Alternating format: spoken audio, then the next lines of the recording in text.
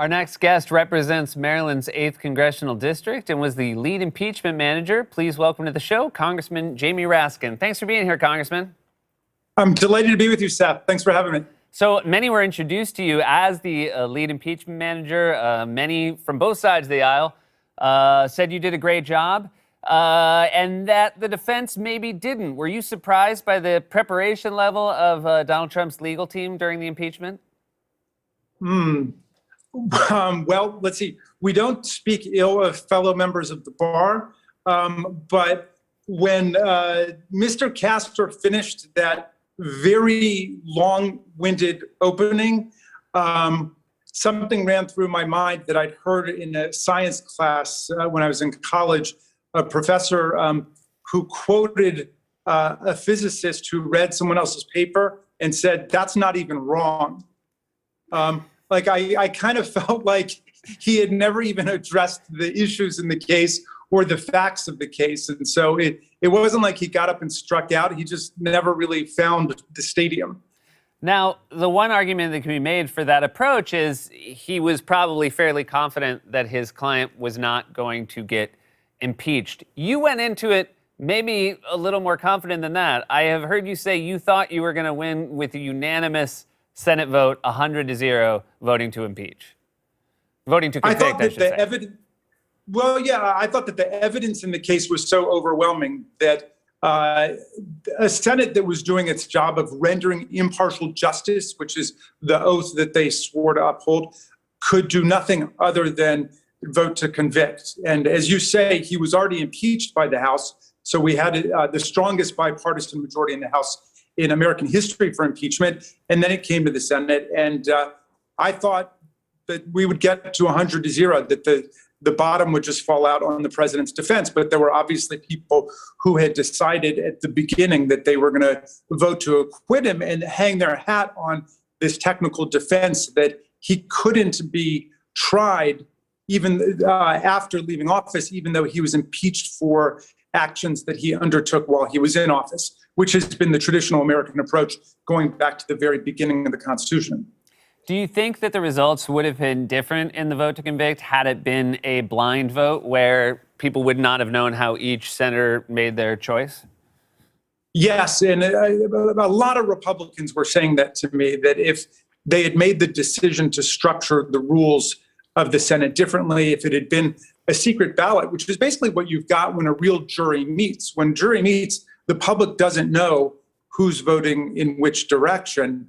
And so if they had decided to do the same thing, I think that would have made a difference. I also kick myself, Seth, because I wish that I had moved at the beginning to do something they hadn't even considered, which was to keep them from sitting in partisan blocks. You know, they had the Republicans over on the right side and the Democrats over on the left side. They should have been seated alphabetically or something else, because it encouraged them to keep thinking of it in partisan terms. And the whole trick is to get them to render an impartial verdict. And that word impartial is a lot like nonpartisan. Obviously, you know, we're watching via the cameras, and you made a very riveting case. Did you feel as though you had the attention of the senators when you were making it? We had the attention of every senator who was paying attention.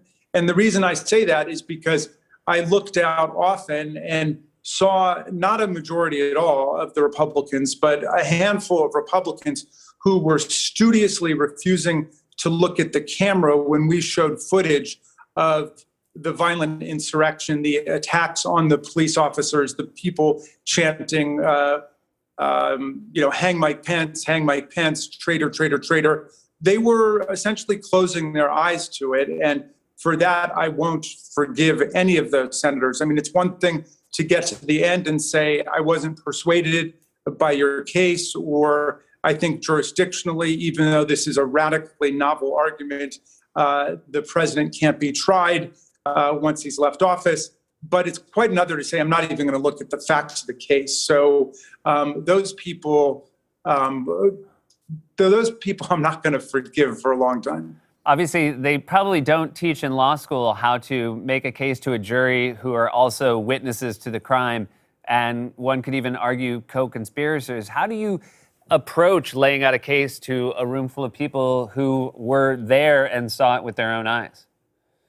Well, you would have thought that that would make our job a lot easier because it's like getting a jury full of people who were there when the crime was committed, and the crime was committed in the courtroom because we were meeting in one of the places, you remember, that the insurrectionists stormed and took over. They had their feet up on all these people's desks. They were rifling their belongings. And if you've got any kind of professional or democratic self-respect at all, you would think you'd go in saying, you know, the president's going to pay for this if he's the one who got this thing started, which of course he did.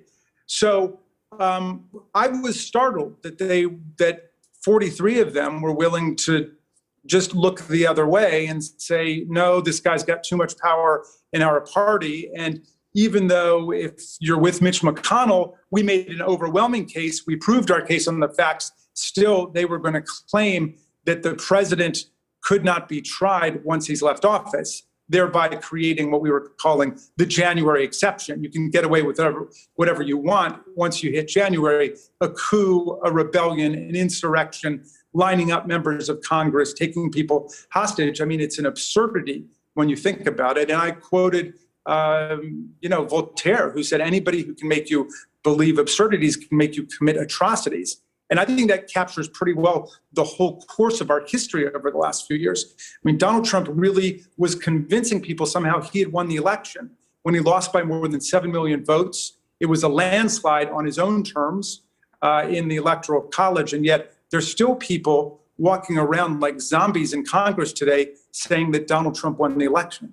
Obviously, to pick up something like being the impeachment manager, that requires a great deal of patriotism to take a job like this. This was a time, and we want to pass along our condolences. You tragically lost your son last year, and to take up this very difficult job that obviously required a lot of your time, focus, and energy. Was it important for you to channel that grief into something that mattered as much as this?